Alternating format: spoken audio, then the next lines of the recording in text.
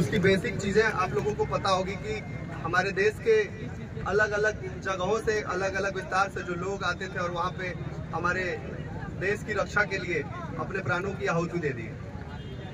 साथ ही साथ आज के दिन 14 फरवरी आप लोगों को पता होगा कि जो हमारे पूरी टीम का जो मार्गदर्शन है, हम लोगों ने जो प्रेरणा ली है वो भगत सिंह जी, राजगुरु जी और सुखदेव जी के जो हमारे शहीद हैं उनसे ली हुई है। और उसी के थ्रू दादरा नगर हवेली में 12 वर्षों से लगातार हमारी टीम काम कर रही है। सभी लोग जुड़े हुए हैं। मैं आपसे बोलना चाहूँगा, पुलवामा में जो अटैक हुआ था उसमें तकरीबन 40 जवान जो है हमारे देश के शहीद हो गए थे और कई सारे ऐसे जवान थे जो गंभीर रूप से घायल हो गए। और वहीं हम अगर हमारे देश के क्रांतिकारी शहीद आजम भगत सिंह जी की बात करें तो आज का दिन इसलिए ब्लैक डे माना जाता है क्योंकि 14 फरवरी 1931 में भगत सिंह जी और उनकी टीम के जो लोग थे उनके फांसी की जो सजा मंजूर होने थी उसको आखिरी याचिका पर जो दस्तखत हुआ था वो आज ही के दिन हुआ था, जिसको लेकर तमाम भारतवर्ष के अलग अलग विस्तारों के युवाओं में आज भी उनके प्रति वो आक्रोश देखने को मिलता है जो अंग्रेजी हुकूमत के खिलाफ थी। और दूसरी तरफ आप लोगों को पता होगा कि उनके ऊपर जो सजा था वो 302 के तहत हुआ था, यानी फांसी की सजा को लेकर था उनके हत्या का मामला। भाई आज 14 फरवरी को पुलवामा हमला हुआ था, जिससे श्रद्धांजलि आज रखा गया। किस उपलक्ष्य में और क्या संदेश देना चाहेंगे लोगों के लिए? सबसे पहले तो आप सभी के जो भी दर्शक है मेरा सबको प्रणाम। बता दूं कि 14 फरवरी 2019 के दिन पुलवामा में जो हमला हुआ था, अटैक हुआ था, उसमें हमारे 40 से ज़्यादा जवान शहीद हुए थे और काफ़ी सारे जवान घायल भी हुए थे, जिसकी स्मृति में, याद में उनकी शहादत व्यर्थ न जाए, इसलिए हमारी भारतीय संस्कृति व मंच और द आईफा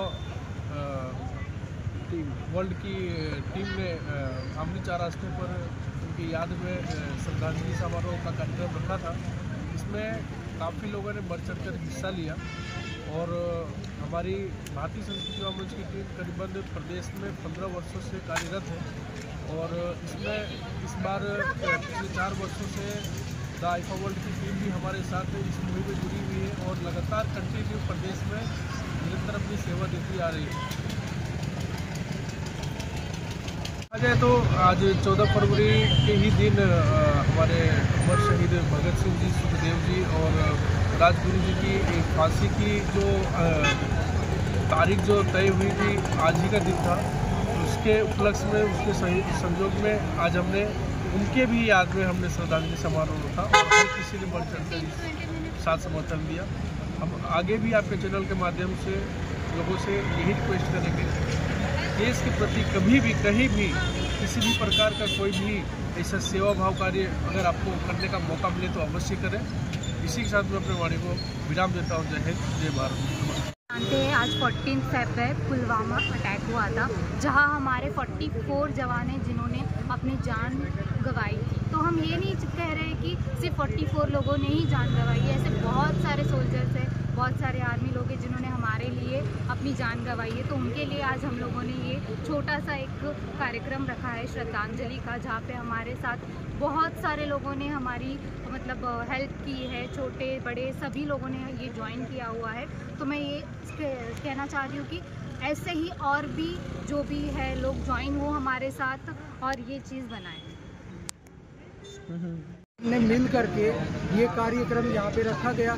हमारा विशेष करके ये कार्यक्रम को रखने का मेन उद्देश्य ये है कि आज के दिन 14 फरवरी के दिन लोग वैलेंटाइन मना रहे थे पूरे देश में, और इसी दिन पुलवामा अटैक हुआ जिसमें हमारे 40 से 44 कम से कम शहीद हुए थे जवान, जिन्होंने देश के लिए, मातृभूमि के लिए अपनी जान न्यौछावर कर दी।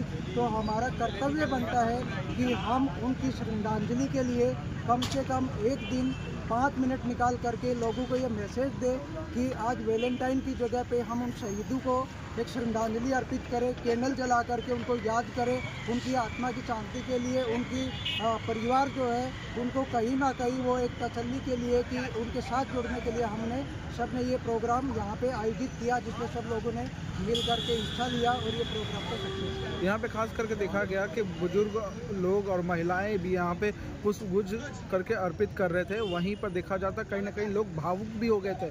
क्या कहना चाहेंगे और खास करके यहाँ के युवाओं के लिए खास क्या संदेश देना चाहेंगे? मैं युवाओं को संदेश देना चाहूँगा कि आप आज ये रोज डे की बजाय आप जैसे वैलेंटाइन मना रहे हो तो आपकी मानसिकता को चेंज करना चाहिए। वेस्टर्न कल्चर को ये कहीं ना कहीं छोड़ करके अपनी मातृभूमि के प्रति हमारे देश के जो जवान है जो अपनी शहादत के लिए अपनी जान न्यौछावर कर दी, तो ये आपको मैसेज जाना चाहिए कि आप उनके प्रति आपकी भावना चेंज होनी चाहिए, देश के प्रति भावना चेंज होनी चाहिए और आपको ये मातृभूमि के लिए रक्षा के लिए अपने कदम उठाने चाहिए। और आप हो सकता है आप जा कर के सीमा पे अपना योगदान नहीं दे सकते तो आप गली मोहल्ले में कोई बुजुर्ग है, कोई पीड़ित व्यक्ति है, पीड़ित कोई जानवर है, कहीं पे कचरा है, तो उसके माध्यम से भी आप अपना सहयोग दे करके कहीं ना कहीं मातृभूमि के लिए, देश के लिए आप अपना सहयोग दे सकते हैं। Thank you so much.